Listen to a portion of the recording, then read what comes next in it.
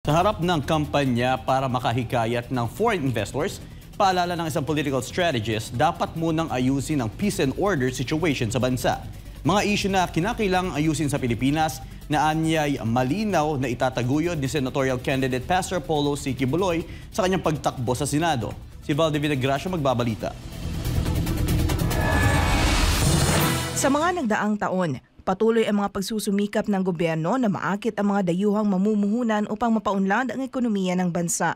Ngunit ayon sa mga eksperto, may isang bagay na dapat munang ayusin bago ang lahat ng ito, ang peace and order situation sa Pilipinas. Ayon kay Professor Malu Tequia, isang political strategist, ang kalagayan ng seguridad at kaayusan sa bansa ang isa sa mga pangunahing salik na tinitingnan ng mga foreign investor bago magdesisyon ng mamuhunan. Anya, bago mamuhunan ang mga foreign investors, sinusuri muna nila ang law and order situation ng isang bansa. Hindi ba't nitong mga nakaraang linggo ay muling umani ng kontrobersya ang pahayag ni PNP Chief Romel Marbil nang ipagmalaki niyang bumaba ang kaso ng kidnapping sa bansa. Pati nga si Claire Castro na Presidential Communications Office, nagsabi rin na hindi nalaganap ang kriminalidad sa bansa. Ito ay sa kabila ng mga pahayag ng ilang sektor na patuloy na dumarami ang mga insidente ng kidnapping.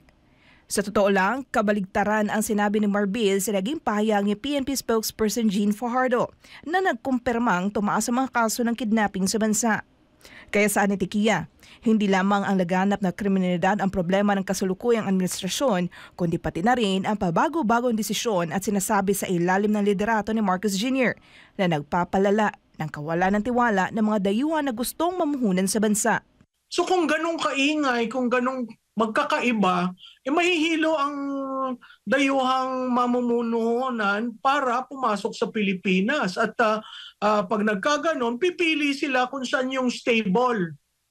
Stable ang policy, predictable. Hindi pa iba-iba ang desisyon ng mga leaders at certain na pag ito ang sinabi, yan ang mangyayari. Hanggat ang paniniwala nila yan ay fake news, hindi yan masosolbahan. Kasi nagiging daring na eh. Some of the crimes being committed are done by people using illegal drugs. So isang aspeto yan sa peace and order at sa safety ng mga Pilipino. Samantala, umani ng matinding paghanga mula kay Professor Malu Tequia ang layuning ayusin natin ang Pilipinas na inilunsad ni senatorial candidate Pastor Apollo C. Quiboloy na isinasagawa sa iba't ibang bahagi ng Pilipinas at mundo. Anya, nakikita niya na marami ang kailangang ayusin sa bansa at ito ay isinusulong ni Pastor Quiboloy sa pamamagitan ng kanyang tunay na pagmamahal sa bayan, malinaw na plataporma at advokasya para sa tunay na pagbabago na kinakailangan ng bansa. Pero mas malaking bagay na si Pastor Quiboloy ang nagsalita na dapat ayusin ang Pilipinas. Kasi yung pag-aayos para yan sa mga tao hindi sa liderato. Yung pag-aayos ang tamang paggamit ng pera para sa serbisyo na kailangan ng tao. Yung pag-aayos ay may accountability at may transparency ang gobyerno. Kailangan po natin mapasok yung 10. At kung hindi natin mapasok yung 10, kailangan natin yung kanilang agenda, yung kanilang mga plataforma ay dala-dala nung nakapasok. Bukod dito, nagpaabot rin ng taos-pusong pagbati si Professor Tequia para sa kaarawan ni Pastor Apollo C. Quiboloy. Maligayang bati. Happy birthday, Pastor, no?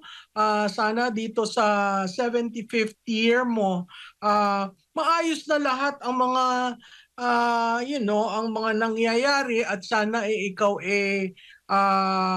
makalabas at mapagpatuloy ang iyong mga ginagawa at mga plano na gagawin. So sana ikaw ay mabuti na kalusugan, maraming blessings dahil marami kang natutulungan at ang hiling ko talaga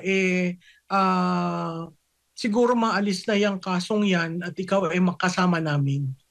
Una, uulitin ko, maligayang kaarawan, Pastor Quiboloy, don't give up the fight.